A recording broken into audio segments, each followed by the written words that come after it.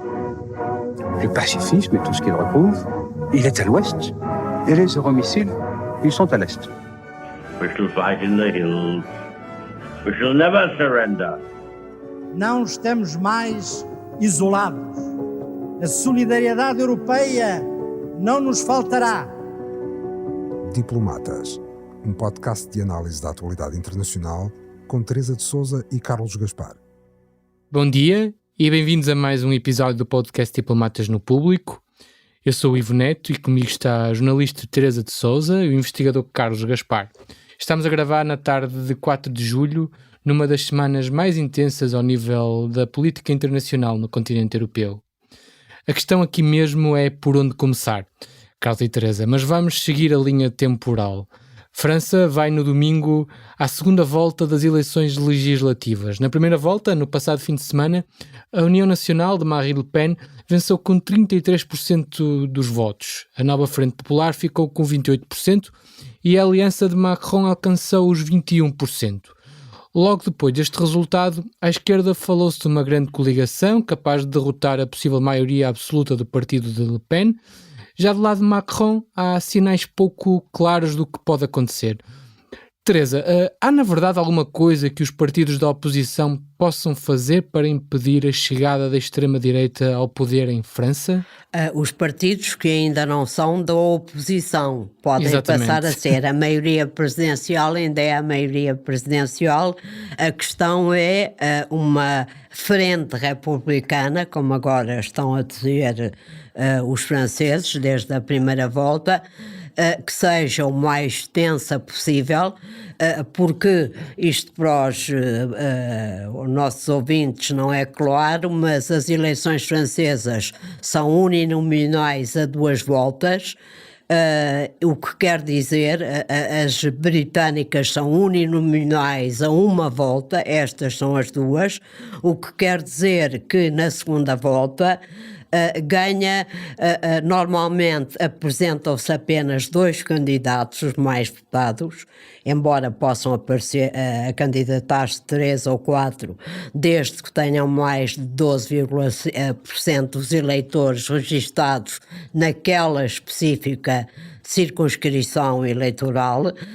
E, portanto, há aqui um jogo que é possível fazer, que é de assistências mútuas entre os partidos da chamada Frente Republicana, que vai desde mais ou menos metade dos antigos gaullistas do partido La République de centro-direita, passando pelo Ensemble, pelo Renaissance de Emmanuel Macron, e integrando a chamada Nova Frente Popular, que integra, aqui está aliás todo o problema, que integra partidos de centro-esquerda, de esquerda moderados, como o Partido Socialista Place Publique, que é uma coligação, como os ecologistas, até o Partido Comunista, que hoje é um partido minúsculo, mas civilizado e que se adaptou bem às regras da democracia,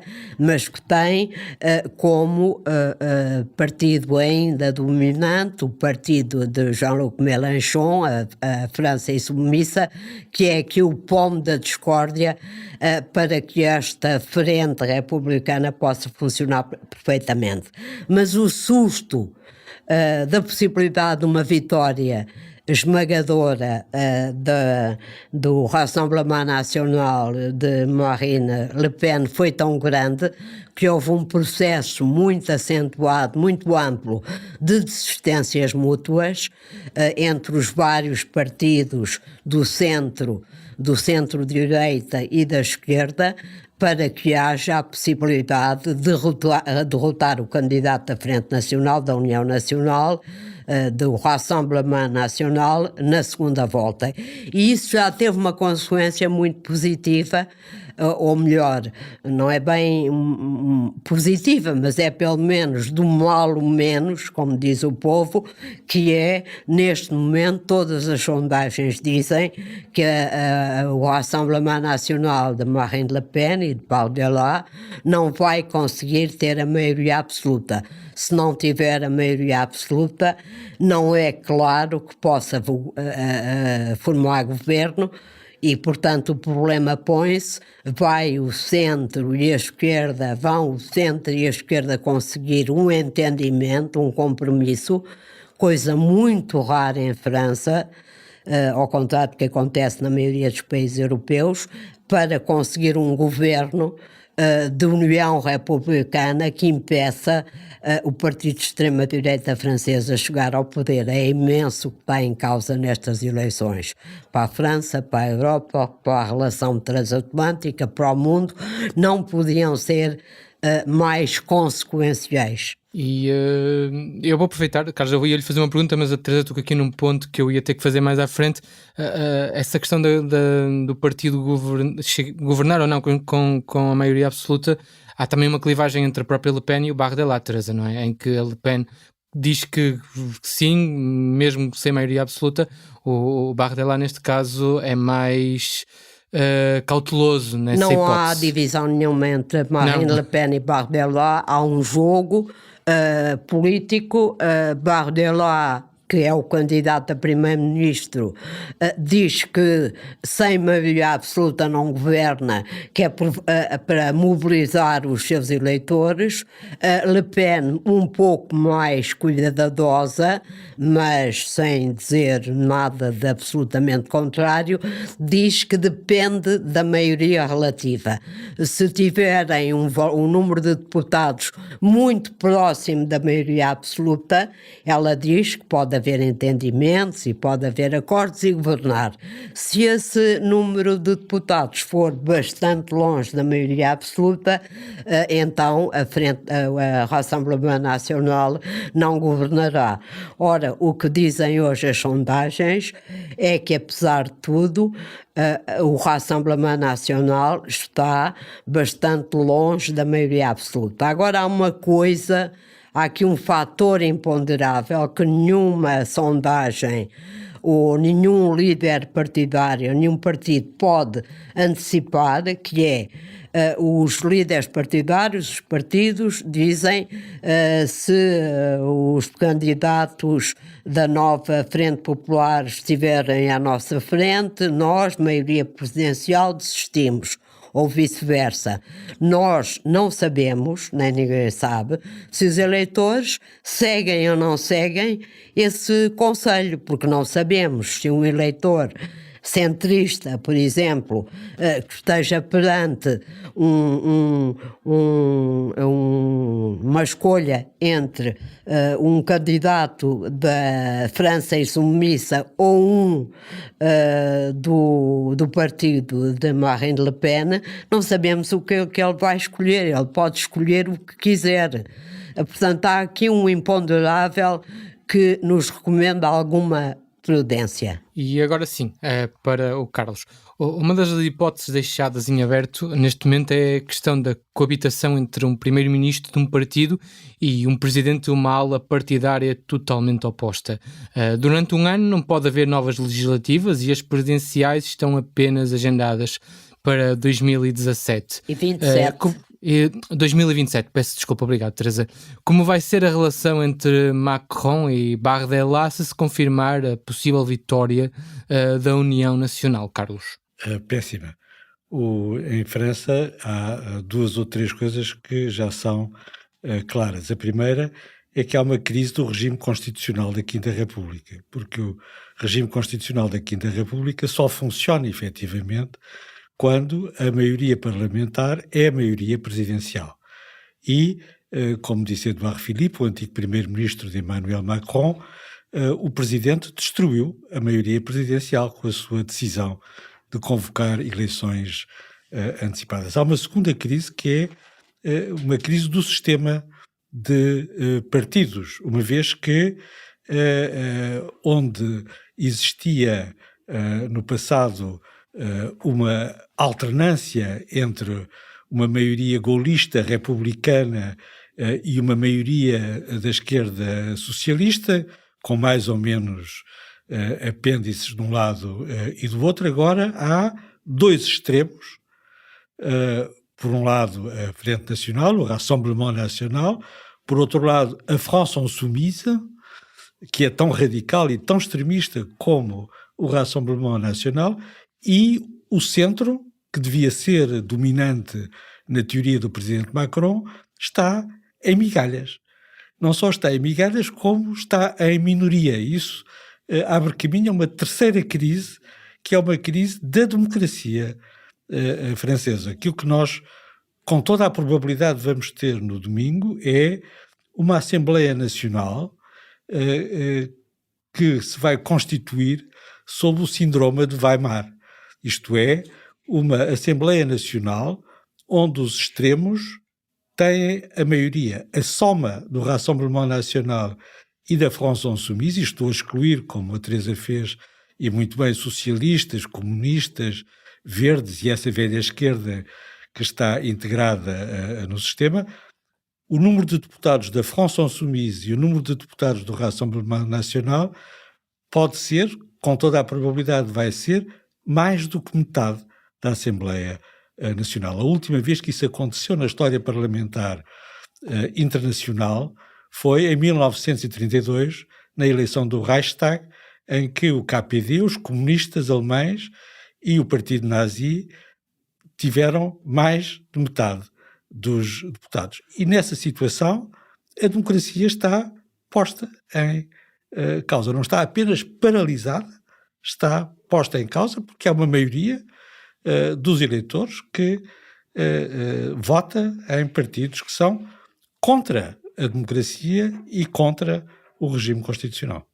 E olhando agora, a Teresa já tocou neste ponto, para a política externa, para a questão externa, Macron tem sido um dos responsáveis europeus mais determinados em relação, por exemplo, ao apoio europeu à Ucrânia, com a possibilidade da entrada de um partido que tem relações muito próximas com Putin e com a Rússia na esfera de poder.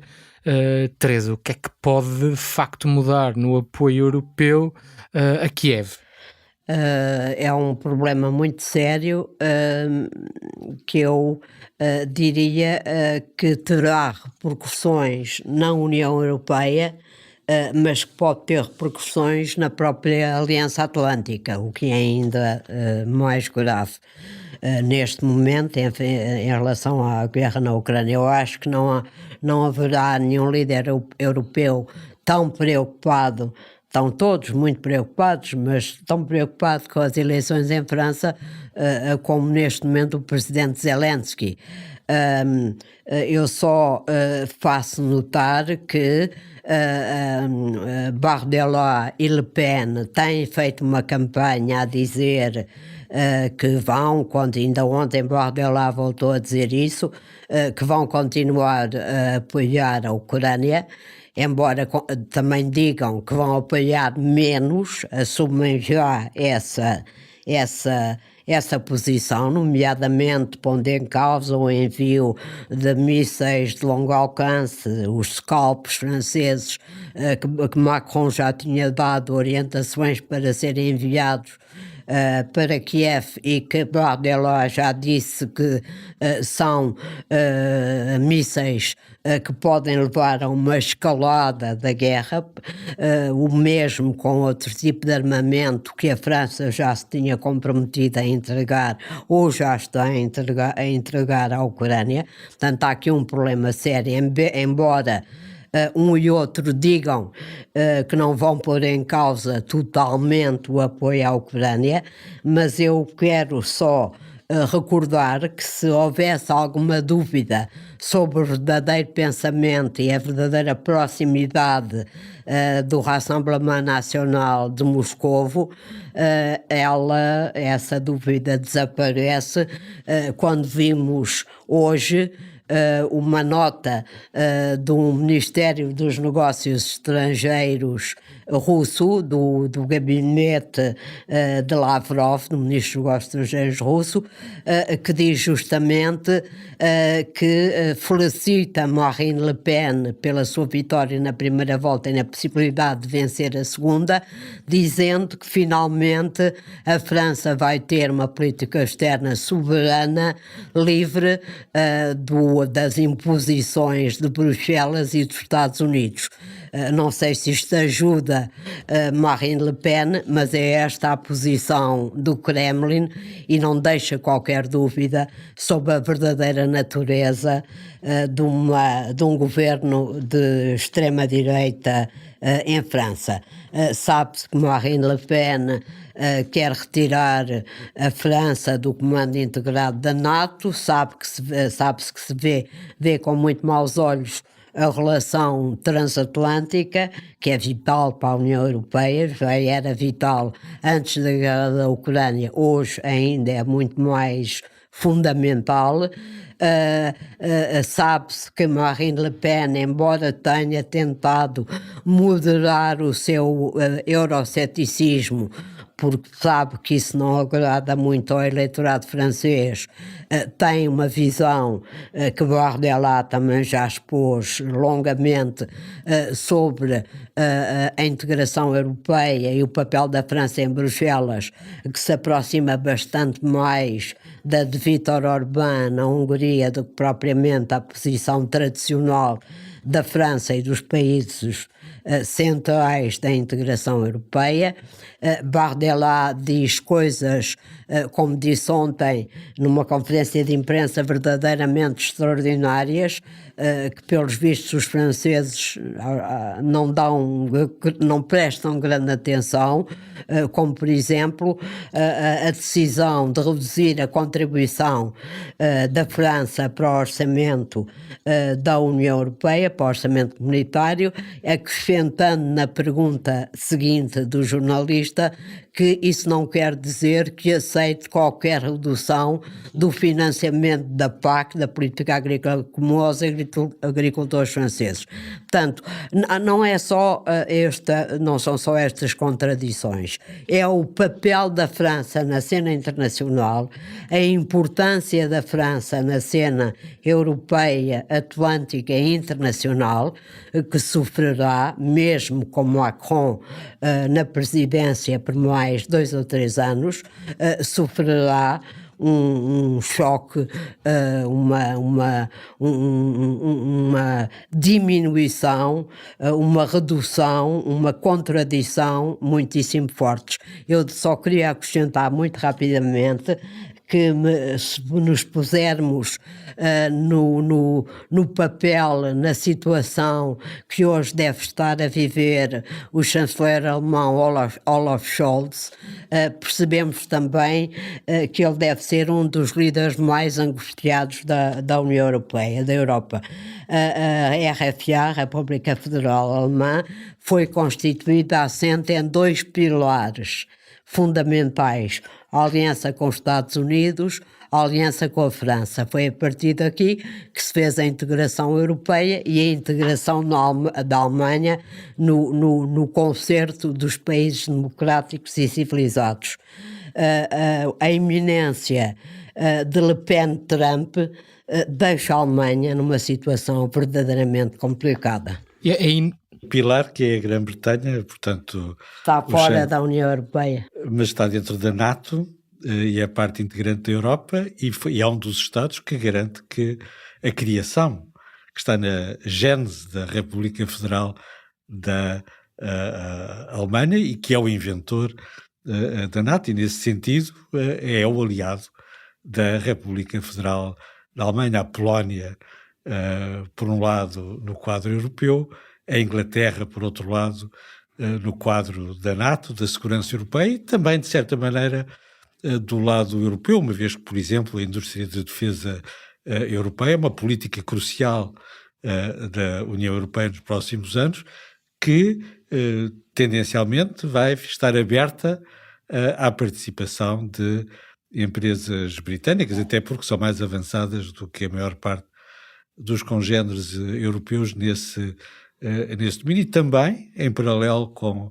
aquilo que se tem feito com os Estados Unidos para garantir uma esfera tecnológica separada da China e com um mínimo de autonomia. Portanto, apesar de tudo, o chanceler Scholz não está inteiramente sozinho, e apesar de tudo o futuro primeiro-ministro britânico é um social-democrata, justamente.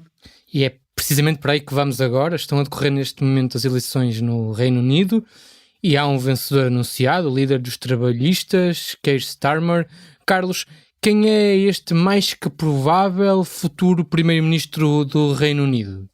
É uma pessoa admirável, que não tem o menor carisma, que não excita ninguém e que confirma uma velha máxima que diz que a democracia deve ser um regime cinzento.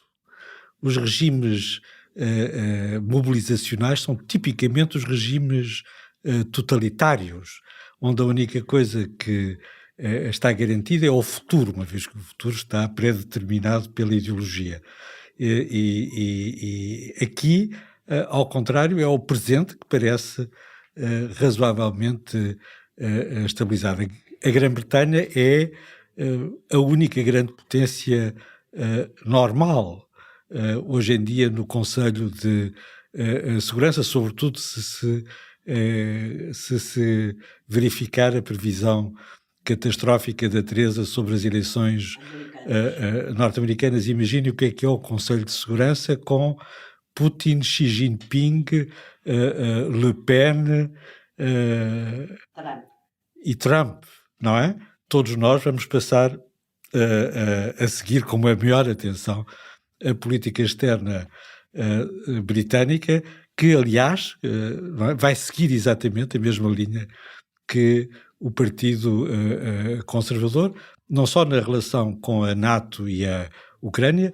A Grã-Bretanha é reconhecida pelos ucranianos como o melhor aliado da Ucrânia, à frente dos Estados Unidos e muito à frente da França ou da Alemanha. O Starmer já disse que vai concentrar-se nas relações com a União Europeia no domínio da segurança, no domínio da defesa, mas não vai regressar nem ao mercado único, nem a uma união aduaneira com a União Europeia.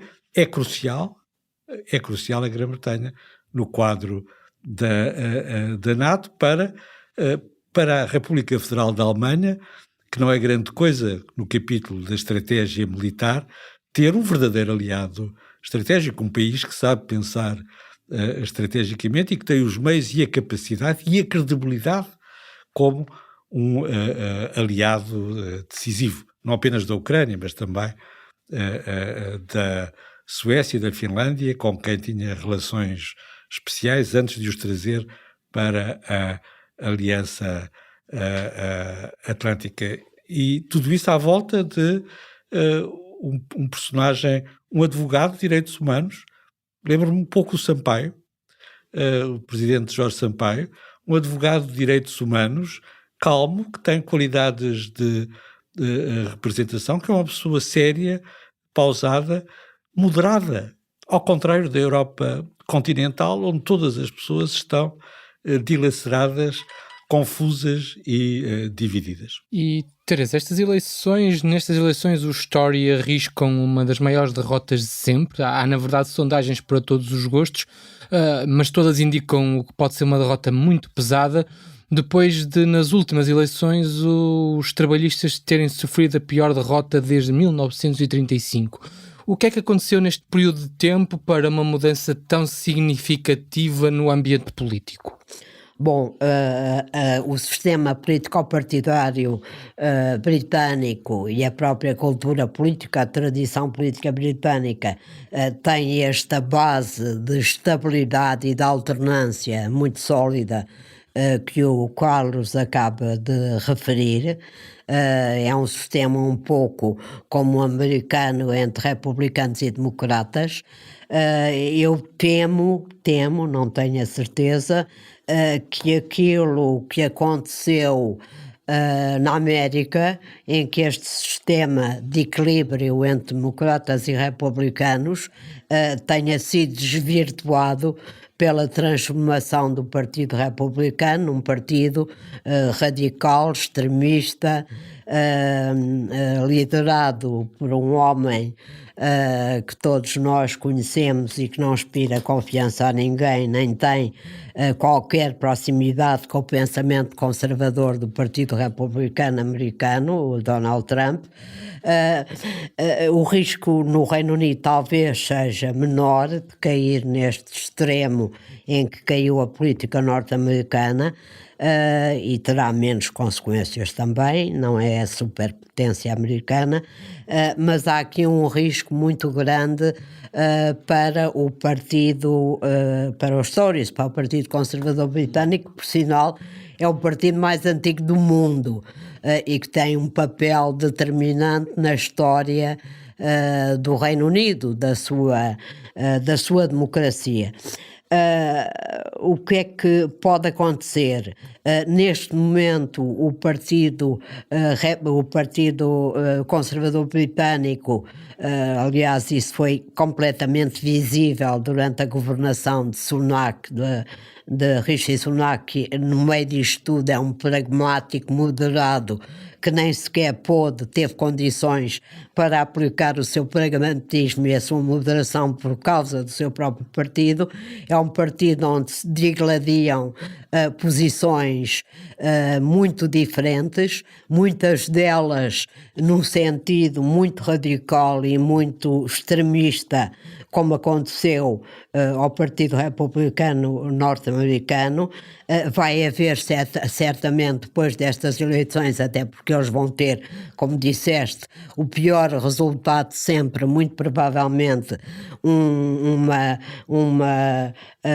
atribuição de culpas, uma guerra civil interna muito complicada. E isso não nos permite saber qual é o resultado, mas permite-nos saber que é muito mau que um sistema assente em dois partidos passa a assentar numa maioria esmagadora, como vai ser provavelmente a maioria do novo Labour, de um lado para formar governo, e do outro uma minoria extremamente conflituosa internamente e sem encontrar uma saída política em um lugar no quadro da política britânica e no quadro da política internacional. Esta crise dos conservadores tem um nome, chama-se Brexit. Desde antes da última maioria esmagadora do Labour, do New Labour, Tony Blair, em 1997, as divisões profundas dos conservadores sobre qual era o lugar do Reino Unido na Europa levaram a que tivessem, durante todo esse período dos governos, 13 anos de governos a Labour, sem capacidade para vencer eleições. David Cameron, em 2010, resolveu esse problema de alguma maneira. Teve em 2016 péssima ideia de convocar um referendo sobre o lugar do Reino Unido na União Europeia, sair ou ficar, convencidíssimo que ganhava o referendo. Ele era a favor de ficar, naturalmente, e portanto aquilo que ele tinha conseguido nos seus primeiros 10 anos, nos seus primeiros 5 anos de governo, que era acalmar um pouco o Partido Conservador e as suas divisões sobre a Europa, voltaram a explodir. Houve o Brexit, houve a saída da União Europeia, houve as consequências que foram as opostas àquelas que os Brexiteers, nomeadamente Boris Johnson e os outros, prometeram, que era um mar de rosas. A economia britânica sofreu imensamente, o nível de vida desceu, a Global Britain, que Boris Johnson prometia, nunca aconteceu, e portanto no fim de contas, o Partido Conservador está a sofrer as consequências desta opção estratégica histórica que resolveu fazer em 2016 e depois em 2020, quando abandonou a União Europeia. E agora, rodando um bocadinho a agulha no pouco tempo que ainda temos, uma sondagem publicada nesta semana pelo European Council on Foreign Affairs indica que a maioria dos europeus acredita que o desfecho mais provável para a guerra na Ucrânia será uma negociação entre Kiev e Moscovo. Há, no entanto, divisões sobre o que devem os governos de cada país fazer em relação ao conflito. Maiorias em quase todos os países inquiridos mostram-se favoráveis ao aumento do fornecimento de armas à Ucrânia, apenas com exceções em Itália, Grécia e Bulgária. Carlos, como é que olha e o que é que tem a dizer destes números? Há uma divisão clara que, aliás, confirma as sondagens anteriores do European Council on Foreign Relations sobre a questão ucraniana, uma sondagem europeia que inclui um inquérito em Portugal. Em Portugal é uma sondagem que inclui a posição dos portugueses sobre a Ucrânia, e os portugueses são, mais uma vez, parte de uma coligação que defende muito fortemente a Ucrânia. Defende a Ucrânia, defende o apoio à Ucrânia, defende o armamento da Ucrânia, recusa fazer pressão sobre a Ucrânia para a forçar a aceitar um acordo, e mesmo em Portugal, e designadamente em Portugal, Portugal é o país que, ao contrário das suas elites, mais apoia a integração da Ucrânia na União Europeia. Eu julgo que é importante que nos gabinetes ministeriais alguém leia estas sondagens para atenuar os seus reflexos burocráticos contra a integração da Ucrânia na União Europeia, e os respondentes portugueses dizem mesmo e explicam que uma das razões, a razão principal pela qual são a favor da integração da Ucrânia na União Europeia é que essa é uma maneira de pôr fim à guerra. Há aqui uma espécie de Maquiavel coletivo entre os respondentes aos inquéritos do European Council on Foreign Relations em Portugal, que não inclui nem a Teresa nem eu próprio. Nós estamos inocentes, e acho que o Ivo também se pode juntar a nós. Portugal faz parte de um pequeno grupo com a Suécia, a Polónia, a Holanda, a Grã-Bretanha e os baltas, naturalmente, que são a favor da Ucrânia. É um verdadeiro grupo ocidental, lembra a facção atlantista na NATO, por contraposição à França, à Alemanha, à Roménia, à Grécia, à Itália, que são muito céticas e muito críticas em relação à Ucrânia. Não acreditam na sua vitória, entendem que é preciso fazer um acordo com a Rússia, e detestam a ideia de que a Ucrânia, sobretudo a Alemanha, possa entrar na União Europeia. E, Teresa, o que é que acha, no fundo, deste descrédito de alguns países na vitória ucraniana?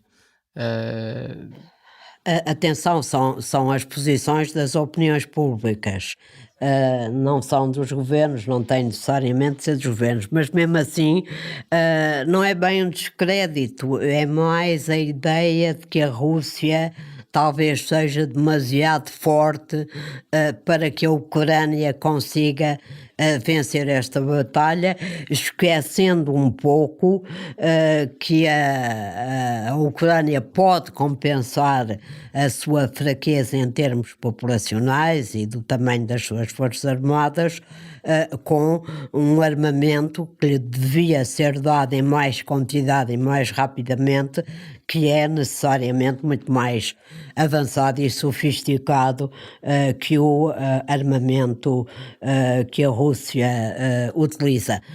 Mas aqui o que falta dizer nesta questão, a nuance que falta aqui, evidentemente isto é um inquérito à opinião pública, é que a questão da negociação só pode ser colocada em cima da mesa, até pelos ucranianos, quando a Ucrânia estiver numa posição de força no campo de batalha, porque diplomaticamente tem um apoio muito, muito amplo à escala internacional e de grandes potências da Europa, dos Estados Unidos.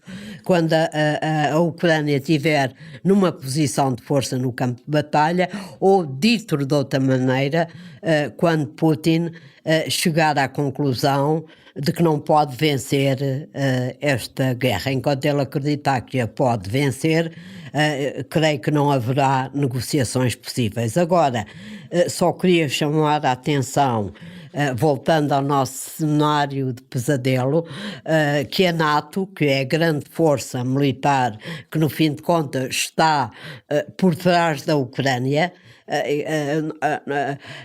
não será a mesma NATO de hoje se Trump vencer as eleições nos Estados Unidos e se a França for governada por um governo de extrema-direita.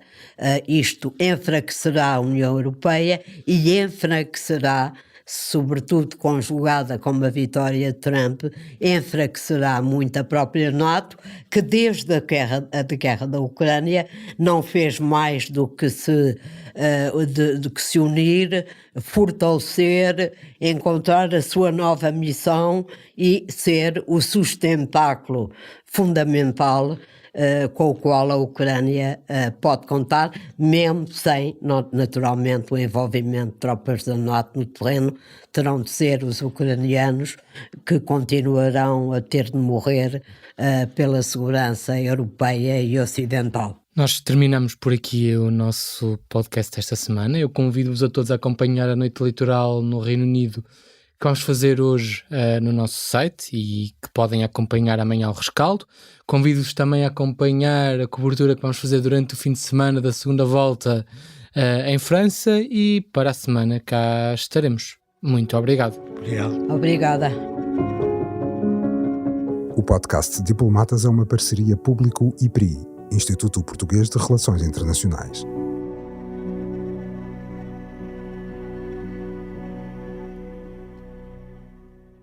O público fica no ouvido.